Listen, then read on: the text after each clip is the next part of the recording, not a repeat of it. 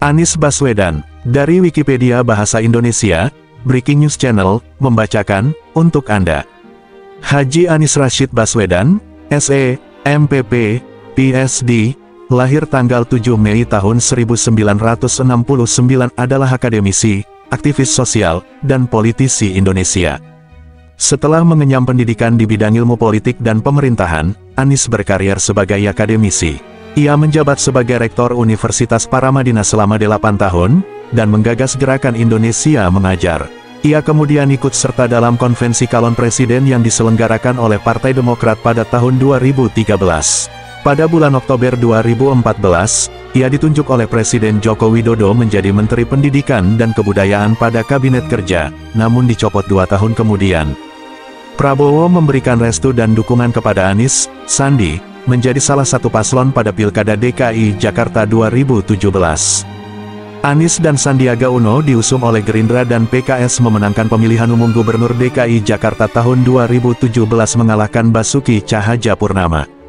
Beberapa pengamat menilai bahwa kampanye ini syarat dengan politisasi susara. Sebagai gubernur, Anies mengubah sistem sewa rumah susun, membatalkan beberapa proyek reklamasi di Teluk Jakarta, membentuk tim gubernur untuk percepatan pembangunan TGUPP, memfokuskan pembangunan sumur resapan untuk menanggulangi banjir Jakarta, dan membangun Stadion Internasional Jakarta.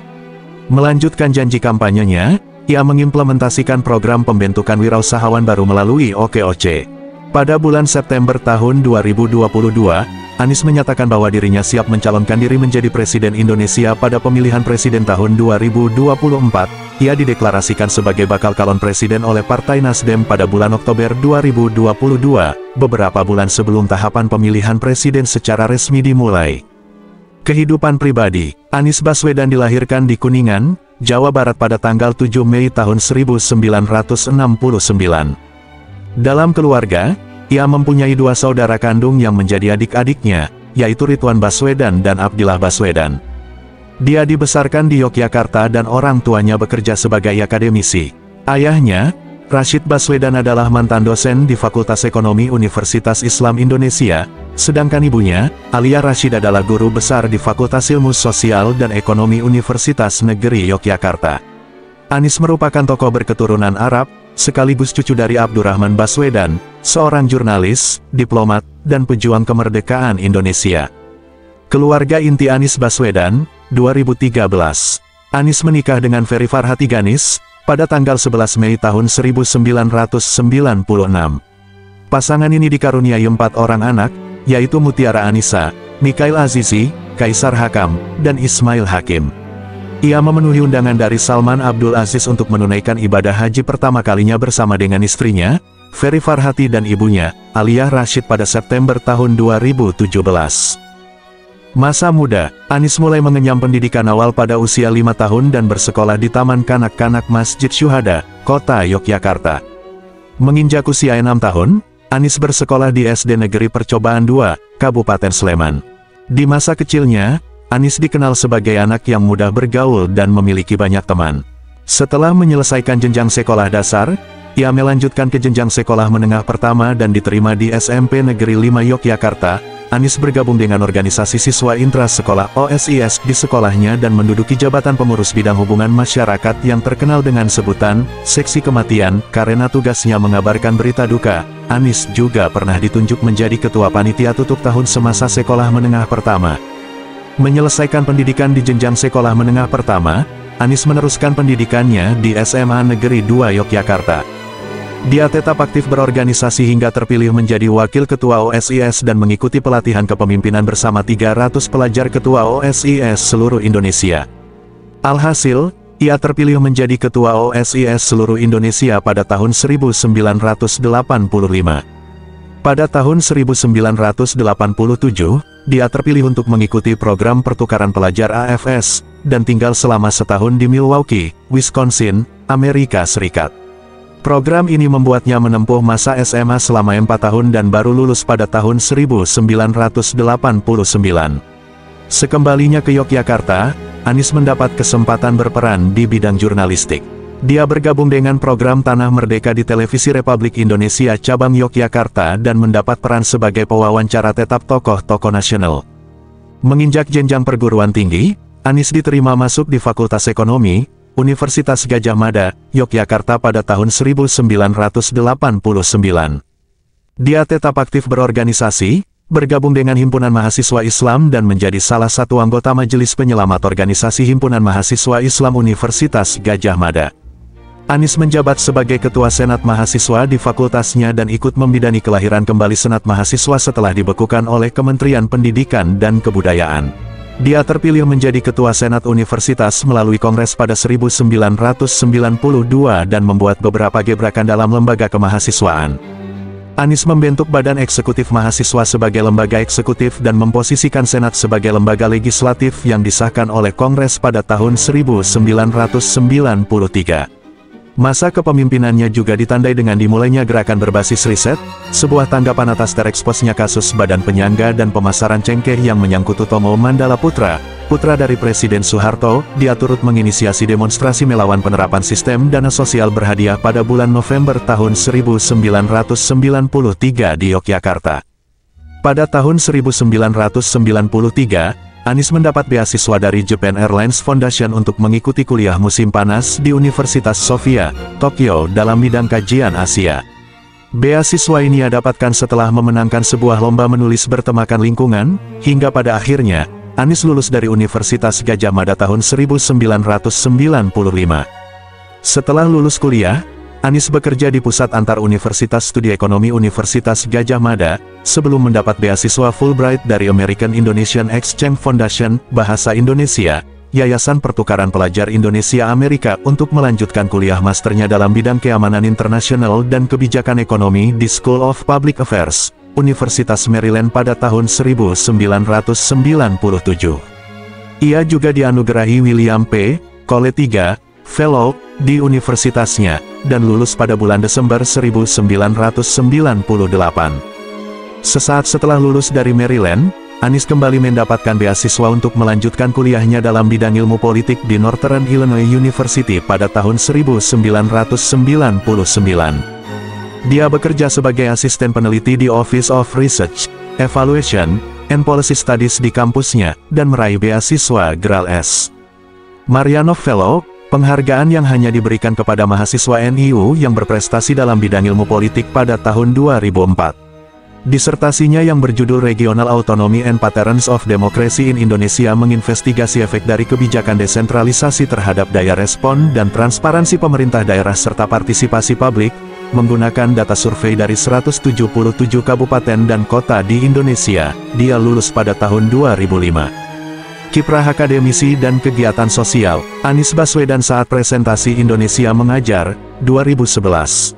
Setelah menyelesaikan program Strata 1 di Fakultas Ekonomi Universitas Gadjah Mada, Anies bekerja sebagai seorang peneliti dan koordinator proyek di Pusat Antar Universitas Studi Ekonomi Universitas Gadjah Mada. Selang beberapa lama, ia mendapatkan beasiswa program magister di Amerika Serikat pada 1996. Pada tahun 2004, Anies telah menuntaskan pasca sarjananya dan sempat bekerja sebagai manajer riset di IPC, Inc. Chicago, sebuah asosiasi perusahaan elektronik sedunia. Dari Wikipedia Bahasa Indonesia, Breaking News Channel, membacakan, untuk Anda. Sebagai seorang independen, Anies Baswedan bergabung dengan Kemitraan Bagi Pembaruan Tata Pemerintahan, yaitu sebuah lembaga non-profit yang berfokus pada reformasi birokrasi di berbagai daerah di Indonesia dengan menekankan kerjasama antara pemerintah dengan sektor sipil. Selain itu, ia juga menjabat sebagai Direktur Riset Indonesian Institute yang merupakan lembaga penelitian kebijakan publik yang didirikan pada Oktober tahun 2004 oleh aktivis dan intelektual muda yang dinamis.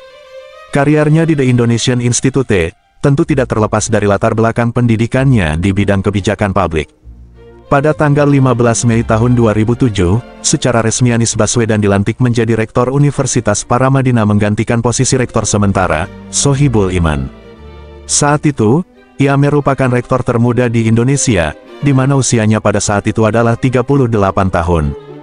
Pada suatu ketika, ia terkesan dengan pidato dari seorang dekan, di Sekolah Pemerintahan John F. Kennedy, Universitas Harvard, yakni Joseph Nye, yang mengatakan bahwa salah satu keberhasilan di universitasnya adalah admit only the best, alias hanya menerima mahasiswa terbaik. Melalui ide inilah Anies menggagas rekrutmen pelajar-pelajar terbaik di Indonesia. Strategi yang dikembangkan olehnya adalah mencanangkan Paramadina Fellowship atau beasiswa Paramadina yang mencakup biaya kuliah, buku, dan biaya hidup. Istilah Paramadina Fellowship adalah perwujudan idealisme dengan bahasa bisnis. Hal ini dilakukan karena kesadaran bahwa dunia pendidikan dan bisnis memiliki pendekatan yang berbeda. Untuk mewujudkan itu, Anies mengadopsi konsep penamaan mahasiswa yang sudah lulus seperti yang biasa digunakan oleh universitas-universitas di Amerika Utara dan Eropa. Gebrakan lain yang dilakukannya adalah pendidikan anti korupsi di universitas yang ia pimpin dengan mengajarkan tentang teoretis hingga laporan investigatif perihal praktik korupsi. Tindakannya menentang korupsi ditandai dengan tergabungnya Anies sebagai aktivis anti korupsi. Pada pemilihan presiden 2009, para akademisi dipercaya untuk menjadi moderator dalam debat calon presiden dan calon wakil presiden, di antaranya Anies Baswedan, Komarudin Hidayat, Afiliani, Fahmi Idris, dan Pratikno. Dia dipilih oleh Komisi Pemilihan Umum sebagai moderator dalam debat pertama yang dilaksanakan pada tanggal 18 Juni tahun 2009. Anies kembali terpilih secara aklamasi oleh Yayasan Wakaf Paramadina sebagai Rektor Universitas Paramadina pada tanggal 5 Mei tahun 2011 untuk meneruskan masa jabatan sebelumnya. Di bawah kepemimpinannya, Universitas Paramadina memiliki kualitas pendidikan yang baik dan meningkat, serta memberikan pengaruh positif bagi masyarakat luas, baik dari dalam maupun luar negeri. Sejak tanggal 27 Oktober tahun 2014 hingga masa jabatannya sebagai rektor berakhir, ia merangkap jabatan sebagai Menteri Pendidikan dan Kebudayaan Republik Indonesia. Indonesia Mengajar dan Turun Tangan. Indonesia Mengajar telah dicanangkan yang awalnya ketika Anies masih menjadi seorang mahasiswa Universitas Gadjah Mada sekitar dekade 1990-an. Pada masa itu, ia berguru dan banyak belajar dari Kusnadi Harja Sumantri, mantan rektor Universitas Gadjah Mada periode tahun 1986 sampai tahun 1990. Pada 1950-an, pria yang akrab disapa Pak Kus, pernah menginisiasi sebuah program bernama Pengerahan Tenaga Mahasiswa atau PTM, yakni suatu program untuk mengisi kekurangan guru sekolah menengah atas di daerah-daerah terpencil, khususnya di luar Pulau Jawa. Dalam beberapa kasus, PTM ini justru mendirikan sekolah baru dan pertama di beberapa kota dan kabupaten. Pak Kus adalah inisiator sekaligus salah satu dari 8 orang yang menjadi angkatan pertama PTM ini. Dia berangkat ke Kupang dan bekerja di sana selama beberapa tahun. Sepulangnya dari Kupang, ia mengajak 3 siswa paling cerdas untuk kuliah di Universitas Gadjah Mada, salah satunya Adrianus Mooy yang kelak menjadi Gubernur Bank Indonesia. Dari program inilah yang menjadi sumber inspirasi dicetusnya Gerakan Indonesia Mengajar. Selepas menerima gelar sarjana dari Universitas Gadjah Mada, Anies Baswedan mendapat beasiswa untuk melanjutkan kuliah di Amerika Serikat.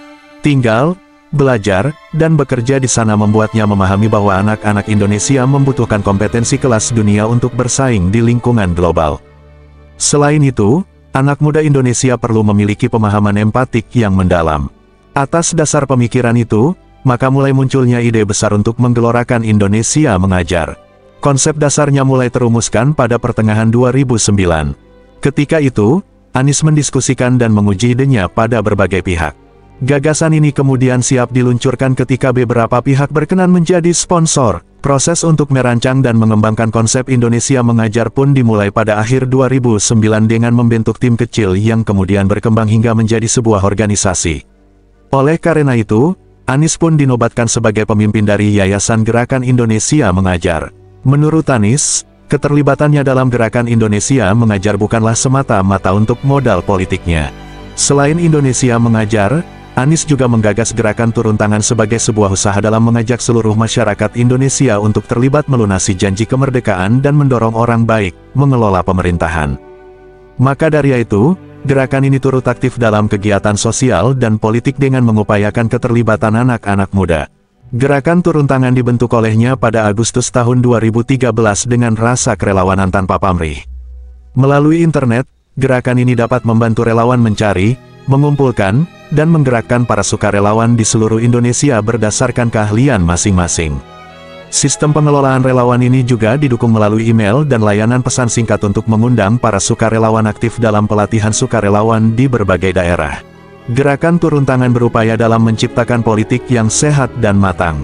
Misalnya saja ketika penyelenggaraan pemilihan umum, di mana para relawan akan mengkampanyekan kepada masyarakat untuk lebih kritis dan mendorong kampanye yang dilakukan secara sehat tanpa adanya kampanye hitam, atau black campaign. Karir publik, Komisi Pemberantasan Korupsi. Dua pimpinan Komisi Pemberantasan Korupsi, Bibit Samatrianto dan Chandra Hamzah ditetapkan menjadi tersangka atas dugaan kasus suap yang menimpanya. Namun, terdapat dugaan bahwa hal tersebut merupakan rekayasa dari Kepolisian Negara Republik Indonesia yang menyebabkan konflik. Oleh karena itu, pada tanggal 2 November tahun 2009, Presiden Susilo Bambang Yudhoyono membentuk Tim Independen Verifikasi Fakta dan Hukum atau disebut juga sebagai Tim 8, dalam menyelidiki kasus dugaan kriminalisasi mereka yang dipimpin oleh Adnan Buyung Nasution dan didampingi oleh dua wakilnya, Kusparmono Irsan dan Denny Indrayana, serta 5 anggotanya, yaitu Todung Mulya Lubis, Anies Baswedan, Hikmahanto Juwana, Komarudin Hidayat, dan Amir Syarifuddin.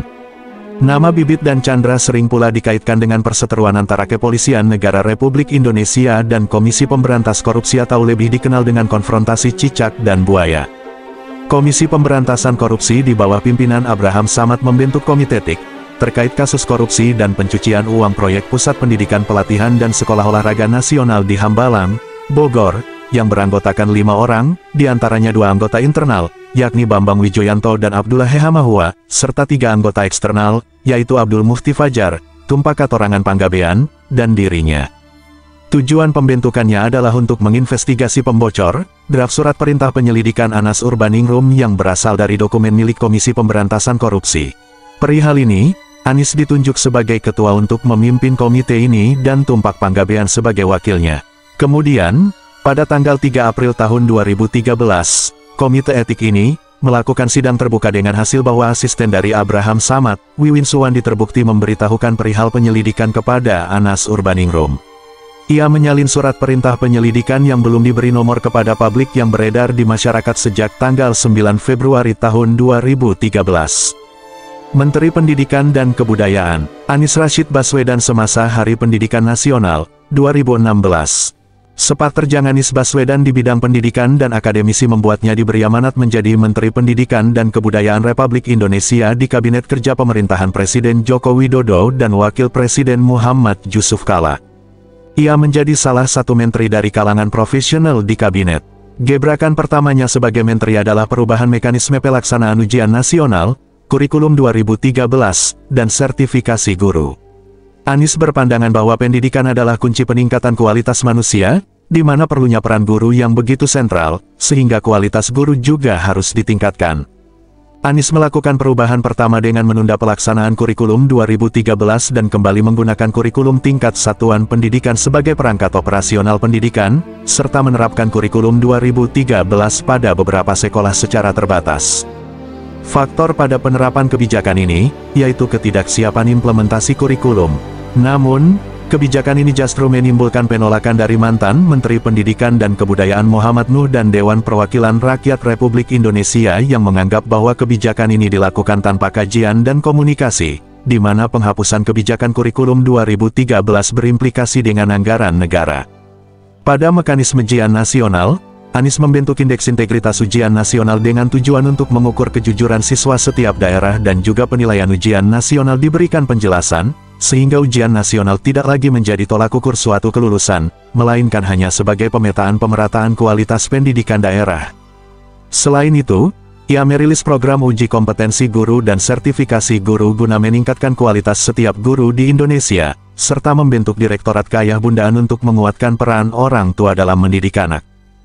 Dalam menangani perpeloncoan oleh siswa dan siswi kakak kelas, serta dari anggota organisasi siswa intra sekolah pada setiap tahun ajaran baru, maka Anies pun menghapus kebijakan masa orientasi sekolah dan digantikan oleh masa pengenalan lingkungan sekolah yang digelar oleh pihak sekolah.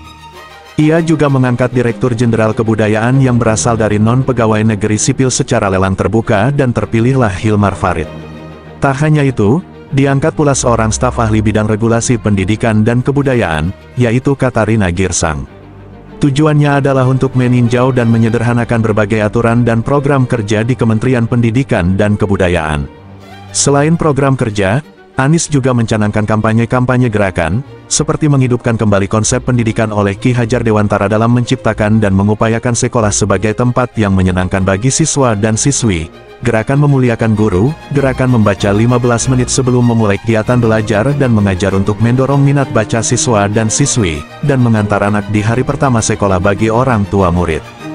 Hal ini ditujukan untuk meningkatkan ikatan emosional orang tua dengan sekolah dan juga anaknya.